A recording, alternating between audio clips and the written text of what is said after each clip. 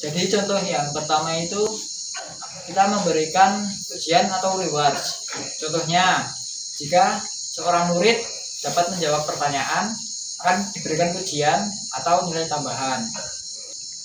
Siapa yang tahu 1 tambah 1 berapa? Saya tahu, Bu. Ya, Jawabannya- kamu berapa? Jawabannya pasti 2. Wah, benar sekali. Kita beri aplaus dulu, teman-teman.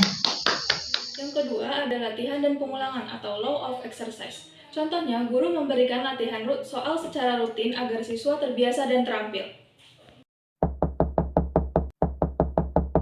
Yang ketiga, itu law of readiness. Contohnya itu seperti guru mengajarkan materi yang mudah ke yang sulit sesuai dengan kesiapan para siswa dalam memulai pembelajaran. Pernah nggak sih kamu jadi lebih semangat belajar sambil dengerin lagu favorit? Yuk kita lihat gimana teori Pavlov bekerja di sini.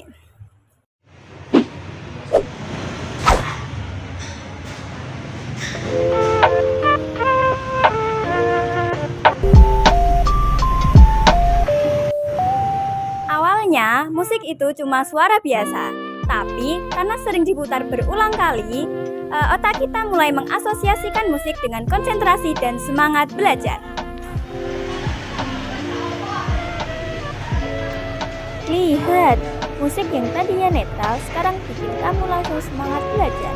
Itu dia teori Pavlov. Jadi, musik favorit kamu bisa jadi pemicu semangat belajar loh. Coba deh pakai trik ini biar belajar makin asyik.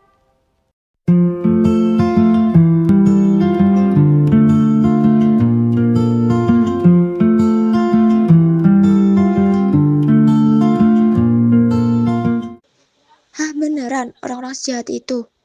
Kamu gak apa-apa kan? Aku pengen kurus, tapi caranya gimana ya? Oh, ayo cobain ikut jogging bareng kita. Walaupun gak langsung terlihat kurus, tapi aku ngerasain kalau olahraga bikin badan terasa lebih sehat. Padahal baru olahraga 2 kali setelah kemarin sama mereka dan sekarang sendiri.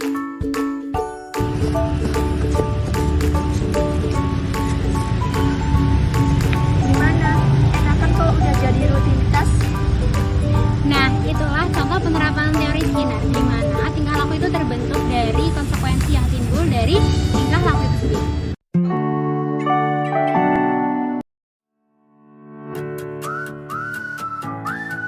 Baik anak-anak, karena kegiatan menanam kacang hijau sudah selesai, anak-anak boleh istirahat selama 10 menit ya. Bu, ini kita boleh makan? Boleh? Oke, makan. Menurut Abraham Maslow, kebutuhan manusia itu tersusun secara hierarkis, mulai dari kebutuhan yang paling dasar, yaitu kebutuhan fisiologis. Oh, maaf, saya boleh makan lagi kan? Oh ya, boleh silakan. Kebutuhan ini diwujudkan melalui pemberian waktu istirahat serta akses ke kamar mandi yang memadai.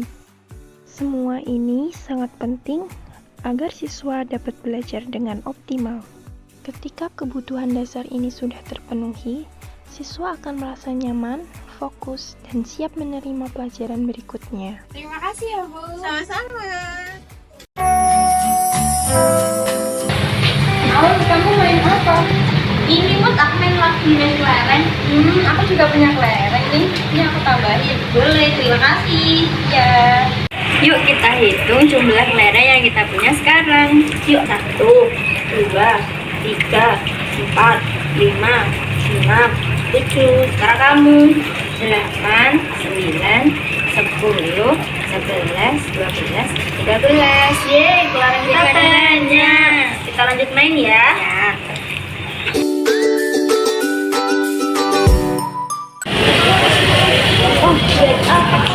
Ini aku lagi banget.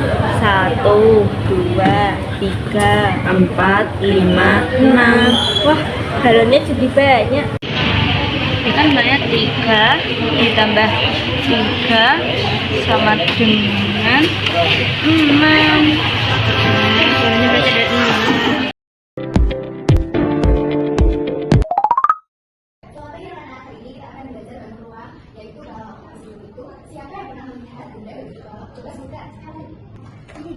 maksud saya berbentuk balok. Ketiga, itu contoh bentuk balok dalam bahasa Inggris. Jadi balok adalah bentuk dimensi yang memiliki panjang, lebar, dan tinggi. Oh, berarti itu tampilan persegi panjang yang lurus. Nah, benar sekali, balok ini memiliki 6 sisi yang berbentuk persegi panjang, 12 tusuk, dan 8 titik sudut. Jadi kalau kalian tahu persegi panjang, kalian akan mengetahui tentang balok. Oh, tahu itu. Oke, sekarang kita akan menghitung ruas balok ini sesuai dengan fungsi yang kalian sudah pahami. Oke, itu. Teori Al-Sudal menekankan bahwa belajar bermakna meaningful learning terjadi saat informasi baru dikaitkan dengan pengetahuan yang sudah ada. Belajar akan lebih efektif jika siswa memahami bukan sekedar menghafal. Untuk itu, guru bisa menggunakan ajudan organisir sebagai pengantar sebelum materi disampaikan. Halo teman-teman, ini adalah kelompok belajar psikologi.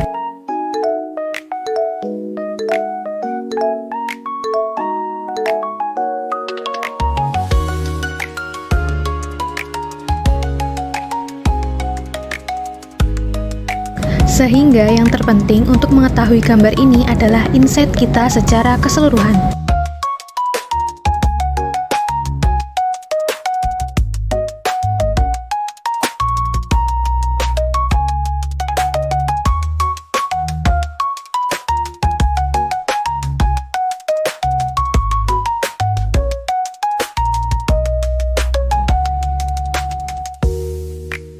Kesimpulannya, gambar ini terdiri dari beberapa bangun datar berupa jajar genjang yang kemudian membentuk bangun ruang limas ketika dihubungkan dengan garis-garis dengan satu titik pusat dan garis tebal untuk membedakan satu limas dengan limas yang lain.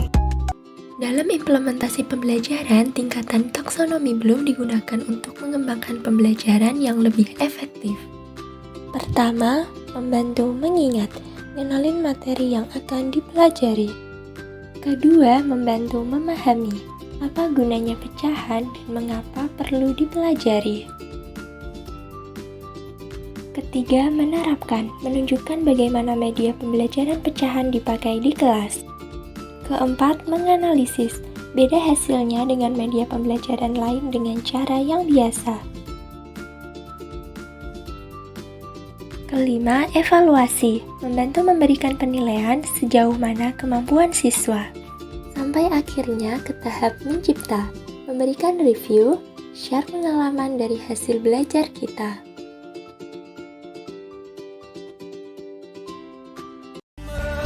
Kami dari kelompok 9 ingin mempraktekkan mengenai implementasi teori Rogers. Dalam teori Rogers menekankan bahwa belajar yang bermakna terjadi melalui pengalaman langsung, sehingga akan menciptakan hubungan kuat antara materi dan pengalaman. Guru akan memberikan instruksi, kemudian siswa akan mempraktikannya.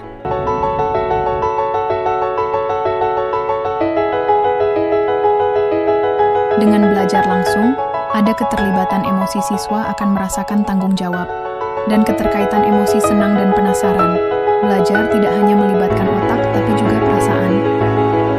Guru akan memberikan refleksi dari kegiatan itu untuk membantu siswa mengenai perasaannya dan mengaitkan dengan proses belajar.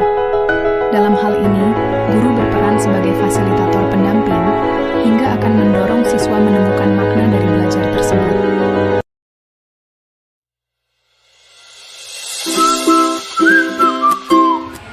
Halo teman-teman, jadi kami dari kelompok 10 akan menjelaskan tentang implementasi teori. Oke, sekarang kita akan mengurutkan dari yang terbesar, dari yang besar sampai yang kecil. Coba kalian urutkan.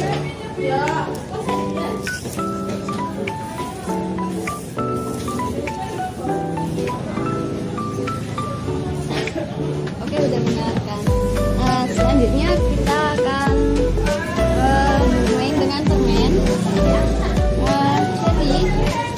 Jadi kalau misalnya ini satu dan ini satu, jumlahnya sama nggak? Sama.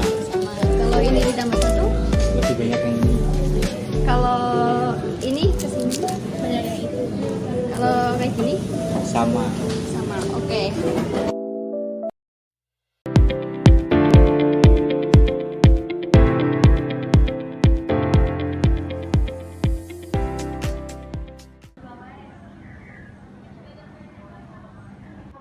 Ada Pradina tuh, aku kagetin ah.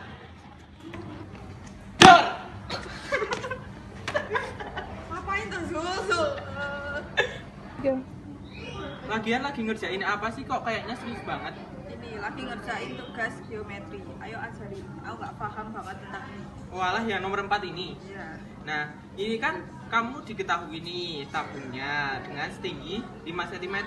Nah, tapi ada airnya di setengah. Nah, itu tinggal 5 cm. Itu airnya terus 3 cm. Nah, untuk cari maksudnya kamu itu tinggal nanti cari volume tabung dari air itu sama nanti selisihnya sama volume tabung itu sendiri. Oh, oke. Coba kerjain.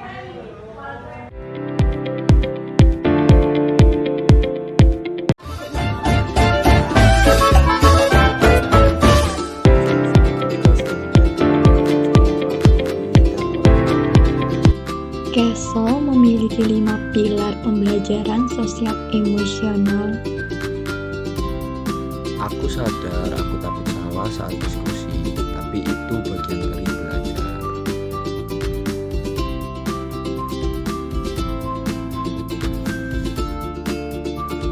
Aku bisa atur emosiku.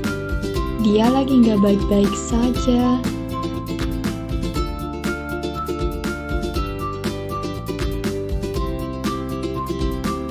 Kerja tim itu membutuhkan komunikasi.